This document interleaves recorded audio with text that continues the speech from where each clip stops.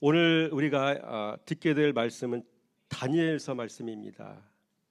다니엘서 말씀은 개인적으로 깊이 묵상을 해보진 않아서 준비하면서 참 어렵다라고 생각이 들었던 말씀이기도 합니다. 여러분도 아마 아무리 봐도 모르실 겁니다. 이게 무슨 소리인가. 그래서 오늘 말씀을 보니까 염소가 나요. 순염소가 나오고 또 순양이 나와요. 오늘 3절 말씀 봐도 5절 말씀 봐도 순염소가 나오고 순양이 나오거든요. 이 양과 염소의 특징이 뭐냐면 다 순놈이라는 거예요. 그리고 이 양과 염소에겐 뿔이 있다는 거예요. 이 뿔이라는 거는 교만을 상징하죠. 대적하는 걸 상징하는 거죠. 그래서 주석을 보면 이 뿔은요, 마지막 시대에 적 그리스도를 상징한다, 교황을 상징한다, 이렇게 또 표현도 하고 있습니다. 자, 그런데 역사적으로는 그럴 수 있어요. 그런데 뿔을 교황으로 한정지어 놓으면 그때부터 말씀을 전하는 저나 듣는 여러분은 말씀에 집중하기가 어려워지죠. 왜? 타인으로 한정시켜 놓았기 때문에, 그 뿔이 내가 아니기 때문에, 객관화 시켰기 때문에 내 말씀으로 듣기가 어려운 거죠. 그래서 역사적으로는 적그리스도로 이야기할 수 있지만 이 뿔은 그 삶의 현장에서 신앙의 삶을 살아가는 우리 자신에게는 뿔이 내 자신일 수 있다는 생각을 한번 해봐야 할지 믿습니다. 하나님의 진리를 대적하는 행위들, 하나님의 뜻을 거스르는 행위들, 이 모든 것들이 주님 보시기엔 뿔 아니겠습니까? 그런 관점으로 말씀을 접근해서 말씀을 살필 때 오늘 말씀이 저와 여러분에게는 큰 은혜가 되는 말씀이 될 줄로 믿습니다. 자, 오늘 여러분 성경책을 먼저 한번 보겠습니다. 그리고 3절 말씀 보세요. 눈으로 확인하셔야 됩니다. 3절에 두 뿔 가진 순양이 나오죠. 밑줄을 좀 쳐보시고 5절에 보니까 순염소가 나와요. 근데 이 순염소가 좀 있으면 어떻게 돼요? 뿔이 길게 나와요. 또 순염소 나오죠. 그 다음에 11절에 보니까 군대의 주제를 대적하며 표현하고 있죠. 이 군대의 주제는 바로 만군의 여호와 하나님을 의미하고 만왕의 왕을 의미하고, 다른 말로 예수 그리스도를 의미하고 하나님을 의미한다라고 보시면 정확히 여러분이 말씀을 읽게 되신 겁니다. 자, 그러면 이 군대의 주제가 되시는 만군의 여호와 하나님, 예수 그리스도, 다른 말로 하나님, 이분을 대적하는 행위는 어떤 것들이겠습니까? 11절 말씀 보니까 제사를 없애버렸고 그의 성소를 헐었으며, 12절에 진리를 땅에 던지며 자의로 행하여 형통하였더라, 이렇게 표현하고 있죠. 진리를 땅에 내동댕이 치고요, 성소를 헐어버리고 제사를 없애버리고, 이런 행위들이 바로 만군의 여호와 하나님을 대적하는 행위들이라는 이야기죠. 이 시대에 여러분 동성연애가 합법화된다는 이야기는 무슨 얘기입니까? 성소는 성도 한 사람 한 사람을 얘기하는 거 아닙니까? 그 몸과 마음을 더럽힌다는 얘기잖아요. 성소를 더럽히는 행위 아니겠습니까? 깊이 생각하면 그런 겁니다. 그렇죠? 왜 너희들은 예수 그리스도의 이름만 가지고 기도해? 우리의 신도 인정해. 미국에서는 이미 어떻게 기도합니까? 예수 그리스도의 이름 플러스 잡다한 이방신들의 이름을 거론하고 그렇게 기도를 하고 있는 거죠. 이런 것들이 뭐 하는 겁니까? 이게 진리를 땅에 내동댕이 치는 거고, 성소를 헐어버리는 거고, 제사를 멸시해 없애버리는 그런 행위들 아닙니까? 그래서 구약의 역사를 보면은 이 이방인들이 그 하나님을 대적하는 행위 중에 한 가지가 이 돼지를 갖다가 성전에 가지고 와서 막 피를 뿌리고 죽여서 그 돼지를 뭐 그렇게 하는 행위들, 이걸 성소를 더럽히는 행위들이잖아요. 이런 것들이 역사적 사실로도 증명되고, 여러분 우리가 살고 있는 현장에서, 현실의 삶에서도 이런 일들이 일어나고 있다는 사실을 생각하면 여러분 우리의 이 말씀이 우리에게 참 은혜가 되고 귀한 어떤 깨달음을 주는 그런 말씀이지 않겠는가 생각이 들어지면서 서론에서 이런 말씀을 먼저 나눕니다. 자, 오늘 말씀의 제목은 뭡니까? 역사를 주관하시는 하나님. 니들이 이렇게 하든 저렇게 하든 상관없어. 결국 하나님은 그 역사를 엉망진창으로 만들어 너희들의 역사를 하나님은 자기의 뜻대로 다 이끌어 가셔. 그런 얘기인 것이죠. 그렇죠? 그래서 오늘 본문에서는 두 가지를 이야기하고 있습니다. 첫째, 하나님은 세상의 모든 권세를 높이거나 낮추신다는 거죠. 그게 1절에서 8절 말씀이 나온 내용이고요. 둘째, 하나님은 스스로 높아진 교만을 꺾어 버리시는 분이시란 얘기죠. 9절에서 12절 말씀. 그렇죠? 세상의 권세도 결국은 하나님의 권세 앞에 굴복하게 되어지고 그 하나님은 스스로 높아진 것들을 꺾어 버리셔서 낮추시고 그 교만을 완전히 꺾어 버리신다. 그런 얘기를 오늘 본문 말씀은 이야기하고 있는 것이죠. 여러분, 오늘 본문 말씀은요, 다니엘이 그의 평생에 걸쳐 직접 받은 묵시로 다니엘 시대로부터 종말론적 메시아의 나라가 임하기까지 세상 나라의 흥망사를 우리에게 보여주는 계시의 글입니다. 그래서 본문에는 힘 있는 세상 나라의 왕을 상징하는 두 가지 동물이 나오죠. 3절 말씀에 두 뿔을 가진 순양, 5절 말씀에 나중에 긴 뿔이 나오는 순염소, 이 두 가지 동물이 나옵니다. 이 뿔은 진리를 대적하는 것들을 이야기하죠. 하나님의 뜻을 거스르는 것들 이미 세상에 나와 있고요. 이미 우리 마음속에 있고요. 여전히 교회를 나오면서도 예배를 드리면서도 진리의 말씀을 들으면서도 그 말씀에 복종하지 못하는 불순종의 영들이 우리 안에 있지 않습니까? 죄를 사랑하는 우리의 마음들이 있지 않습니까? 그런 것들이 진리를 대적하는 뿔이 아니겠는가 생각을 해보게 됩니다. 그래서 그 다음에 11절에 보니까 군대 주제가 나옵니다. 이건 만왕의 왕이시오 예수 그리스도시요 하나님을 의미하는 것입니다. 그래서 순양을 당할 짐승이 없어 보였지만 그 뒤에 일어난 순염소에게 순양은 맥없이 짓밟히게 된다라고 이야기하고요. 그리고 강성해진 순염소는 만왕의 왕을 대적하는 행위를 하게 된다라고 이야기하고 있습니다.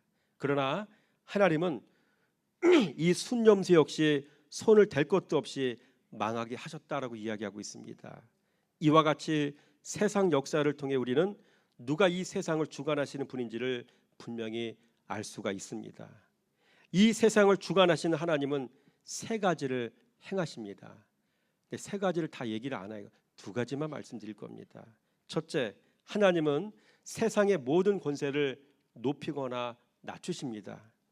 그래서 스스로 높아진 건 낮추시고 낮아진 건 높이시는 분입니다. 교만한 자는 비천하게 하시고 비천한 자는 높여서 존귀하게 하시는 분입니다.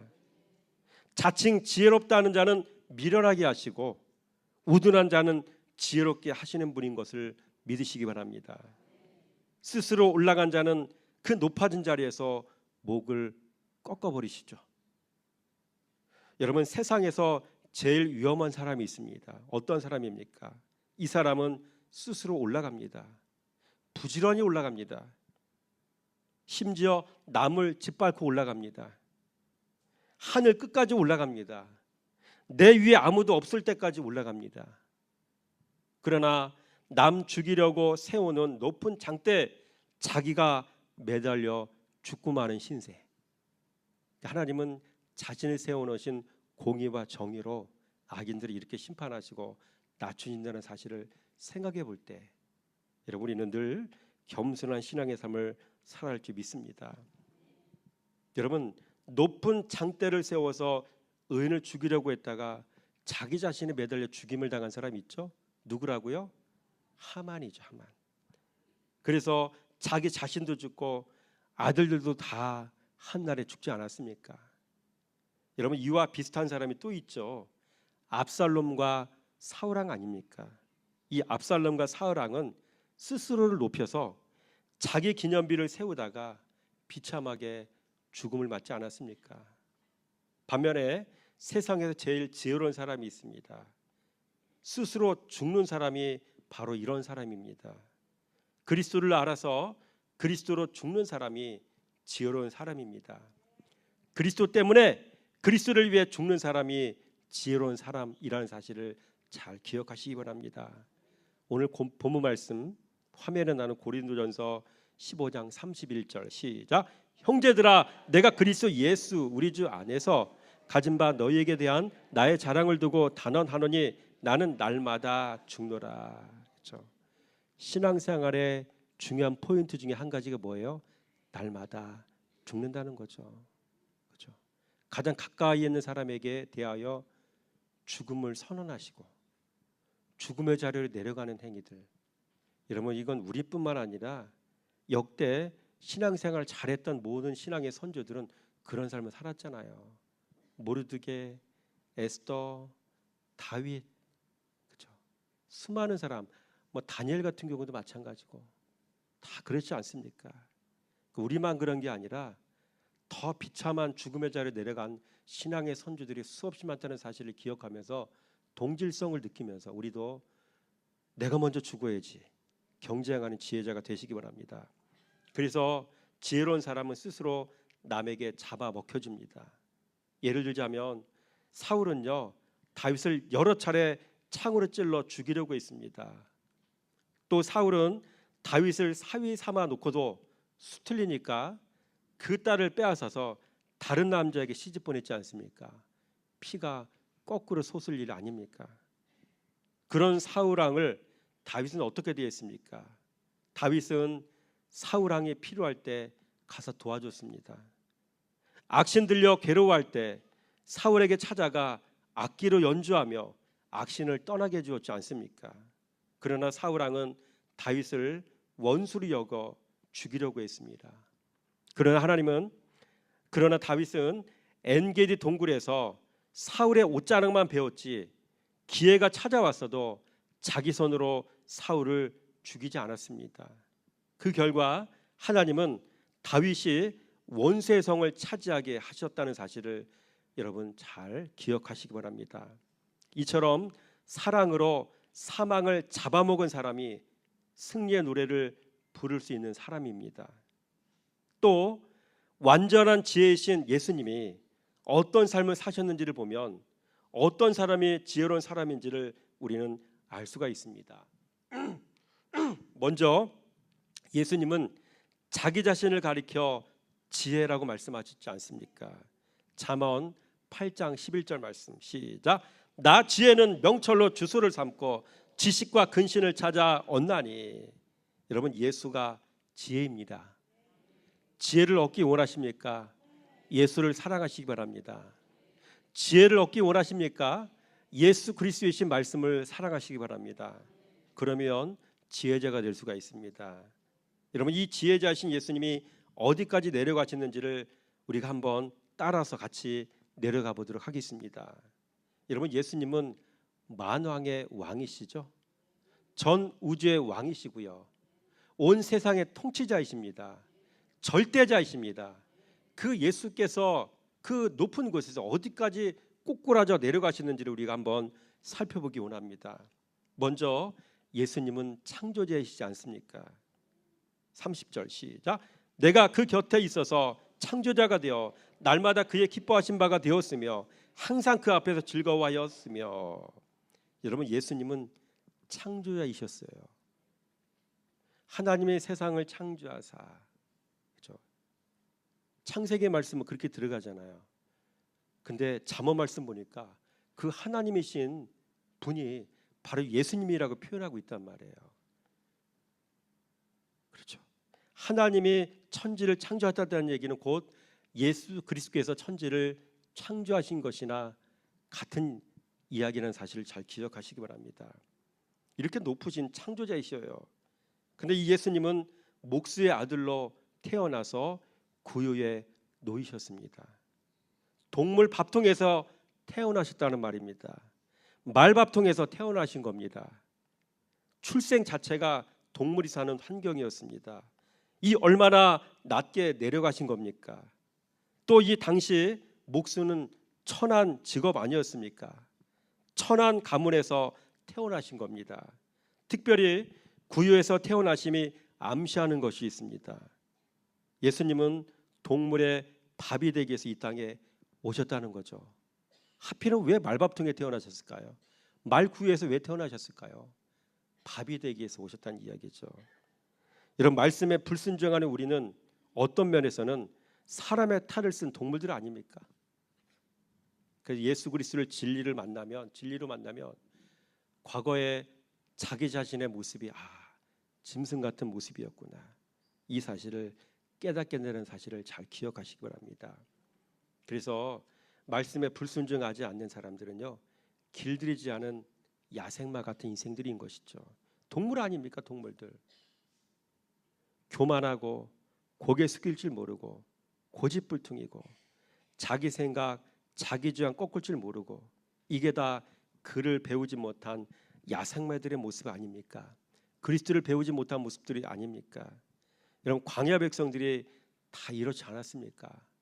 궁금하시면 출애굽기 말씀을 집에 가서 얼른 한번 찾아보시기 바랍니다. 광야 백성들 다 이렇게 살았습니다. 여러분, 주제 파악이 안 되는 인생들 다 동물들 아닙니까? 여러분, 하늘 끝까지 올라가려던 하만 보세요. 그리고 에스더서에서 나오는 아하스웨로 왕의 왕비였던 와스디를 보세요. 은혜 입고 사는 인생이 은혜 잊어버리고 스스로 대단한 척하고 사는 게 여러분 동물 아닙니까? 혹여나 이 모습이 말씀으로 자기 부인한 훈련을 받지 못한 우리들의 모습과 유사하지 않은가도 한번 생각해 봐야 할 줄 믿습니다. 여러분, 우리 주님은 이런 야생마들의 밥이 되기 위해서 오셨다는 사실을 잘 기억하시기 바랍니다. 그래서 구유에 태어나신 겁니다. 그래서 예수님은 밥으로 오신 분인 겁니다. 여러분, 사람은 밥을 먹어야 정신이 돌아와요. 밥을 먹어야 내 자신이 보입니다. 밥을 먹어야 밥이신 예수님이 보입니다. 밥을 먹어야 죄 결박에서 헤어날 수 있는 힘이 생깁니다. 그래서 매일 밥 먹고 다니는 성도가 지혜로운 성도요, 건강한 성도인 것입니다. 그래서 묵상이 우리의 생명인 것입니다. 또한 목수의 아들로 태어나셨다는 사실은 이 땅에 오신 예수님의 사역이 무엇인지를 암시하는 것이기도 한 것입니다. 여러분, 목수는 건축가입니다. 목수는 집 짓는 건축가입니다. 예수님은 자신을 양식 삼고 사는 당신의 자녀가 마음의 성전 세우도록 도우시는 건축 감독관으로 이 땅에 오셨다는 것입니다. 그래서 그 성전이 모래 위가 아닌 반석 위에 세워지게 하시는 분이신 겁니다. 이게 바로 예수님이 하시는 일입니다. 그래서 정리하자면 이거죠. 예수님은 밥으로 오신 거죠. 예수님은 건축 감독자로 오신 것이죠. 성전 짓도록, 마음의 성전 짓도록. 이렇게 낮고 낮은 자리로 오셔서 자신이 밥이 되신 분이 누구시라고요? 예수님이시라고요. 또한 예수님은 나귀를 타셨습니다. 나귀도 그냥 나귀가 아니라 나귀 새끼였죠. 예수님의 삶을 보면 예수님은 한결같이 높은 데 마음 두지 않으셨고요, 거룩한 곳에 마음을 두고 사셨던 분이셨습니다. 넷째로 예수님은 누명을 쓰셨어요. 죄 없으신 분이 죄인이라는 누명을 쓰였습니다. 또 다섯 번째, 예수님은요, 침뱉음을 당하셨고요, 군홧발로 짓이김을 당하셨습니다. 계속해서 우리는 뭘 보고 있는 겁니까? 예수님이 출생하신부터 시작해서 계속해서 낮아지고 있는 모습을 살펴보고 있는 겁니다. 여러분, 얼굴이 땅바닥에 처박혀 군홧발로 짓이김을 당하실 때 예수님의 얼굴의 모습은 여러분 어떤 모습이셨겠습니까? 얼굴은 웃는 모습이셨으리라고 믿습니다. 이렇게 당신이 수치를 당함으로 사람들이 구원받는다는 사실을 아셨기 때문에 군홧발로 짓이김을 당하시면서도 아마 그 얼굴의 모습은 웃고 계시지 않았겠습니까? 여섯 번째로 예수님은요, 십자가의 죽음 당하셨습니다. 그래서 자신을 죽여 자기 백성 살리셨고요, 하나님 나라를 세우셨습니다. 여러분, 이게 하나님의 지혜입니다. 나를 죽여 너를 살림이 하나님의 지혜입니다. 그래서 이 원리를 아는 사람은 끊임없이 낮아집니다. 그래서 예수님이 가지신 권세의 출처는 바로 겸손과 낮아짐이었죠. 여러분, 예수 그리스도의 권세를 갖기 원하십니까? 그러면 겸손하시기 바랍니다. 낮아지시기 바랍니다. 이게 예수 그리스도의 권세를 갖는, 하나님의 권세를 갖는 유일한 방법인 겁니다.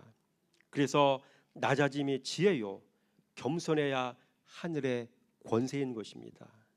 큰 둘째로 하나님은요, 스스로 높아진 교만을 꺾으시는 분이십니다. 여러분, 오늘 본문에 보니까 순양은 자기 뿔로 대적했습니다. 순염소는 그 순양을 짓밟았습니다. 순염소는 스스로 강해져서 하나님에게까지 대적했습니다. 그래서 순양과 순염소는 교만한 세상왕을 비유하는 표현인 것이죠. 여러분, 뿔과 염소와 같이 우리 스스로가 높아져서 교만하게 하는 것들이 우리 안에 있지 않습니까? 그래서 뿔은 뭡니까? 화면에 혹시 나올까요? 도표를 한번 볼까요? 우리가 뿔은 혈기를 상징하는 거고요. 쉽게 얘기하자면 순염소는 뭘 얘기할까요? 세상의 권세죠. 어느 누구도 당할 자가 없대잖아요. 세상의 권세를 얘기하잖아요. 이 세상의 권세하는 사람들에게 뭘 가져다 줍니까? 사람을 교만하게 만들죠. 그래서 이 세상의 권세는요, 돈이고 명예고 지식이고 인맥입니다. 그래서 이런 것들이 우리의 목에 힘이 들어가게 하는 거 아닙니까? 여러분, 돈 좀 줘보세요. 높은 직책 가져보세요. 좀 지식 좀 가져보세요. 많은 유명한 사람도 알고 있어 보세요. 그런 사람 대체로 가다 목에 힘이 들어가지 않습니까? 이런 것들이 바로 우리를 교만하게 만드는 세상의 권세가 아닙니까? 혈기, 세상의 권세, 이런 것들은 사망으로 가는 지름길입니다. 여러분, 세상 사람들의 특징이 있습니다. 이들은 스스로 올라갑니다. 남을 짓밟고 올라섭니다. 남을 죽여 자기가 살고자 합니다. 반대로 지혜로운 성도는 스스로 낮아져야 됩니다. 나를 희생하여 다른 사람을 세워야 합니다. 내가 죽어 남을 살려야 합니다. 이게 그리스도의 정신인 것입니다. 조금 전에 저는 겸손의 출처는 예수 그리스도라고 말씀드렸습니다. 그렇다면 반대로 겸손과 반대되는 교만의 출처는 어디일까요? 사람은 왜 이렇게 교만할까요? 여러분, 이스라엘 백성이 망했던 이유가 무엇입니까? 우리 호서에서 4장 6절 말씀 볼까요? 시작. 내 백성이 지식이 없으므로 망하는도다. 내가 지식을 버렸으니 나도 너를 버려 내 제사장이 되지 못하게 할 것이요 네가 내 하나님의 율법을 잊었으니 나도 내 자녀들을 잊어버리리라. 여러분, 성도는 도표를 보세요. 이번에 도표. 성도는요, 배우지 않으면 무지하고, 성도는 무지하면 교만해지고요, 성도는 교만하면 방자에 행하게 되고, 성도는 방자에 행하면 길 가다가 사망을 만나게 됩니다. 그래서 필경은 사망의 길인 것이죠. 그래서 엘리의 두 아들 홈리와 비나스는 전장에서 하루아침에 사망을 만난 것 아닙니까? 여러분, 우리는 내 안에 있는 교만을 깨버려야 됩니다. 나를 깨고 겸손으로 옷을 입는 방법이 있습니다. 무엇일까요? 따라합니다. 말씀 사랑합시다.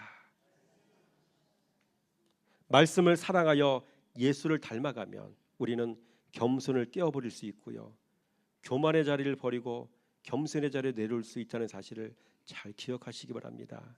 결론입니다. 여러분, 성도는요, 세상을 이기려면 교만을 꺾고 겸손하여 하나님의 권세를 가져야 됩니다. 교만을 꺾고 겸손하여 하나님의 권세를 가져야만 죄를 다스릴 수 있고 세상을 이길 수가 있습니다. 여러분의 삶 가운데 말씀 사랑하다, 교만 버리고 겸손으로 옷 입는 은혜가 있어지기를 주님의 이름으로 축원함을 드립니다. 기도하겠습니다. 아버지, 오늘 말씀을 통하여 하나님의 권세로 살아가기 위해 겸손하고 낮아지라고 말씀하시는 주님의 음성을 들었습니다. 이 시간 나를 죽여 너를 살림이 하나님의 지혜라고 하셨으니 이제는 끊임없이 낮아지길 원합니다. 그래서 겸손의 자리에서 예수를 바르게 배워 하나님의 권세를 옷 입게 하여 주시기 원합니다. 그래서 나의 교만을 꺾고 겸손하여 하나님의 권세로 세상을 이기며 살아가게 하여 주시기 원합니다. 그리하여 죄를 다스리고 나를 다스리게 하여 주시기 원합니다. 이와 같은 깨달음을 주셨으니 이제 진리의 말씀을 살아가며 살아가다 이 모든 은혜를 힘입도록 주님께서 도우실 줄 믿사오며 우리를 죄에서 구원하신 우리 주 예수 그리스도의 이름으로 감사하며 축복하며 기도드렸습니다.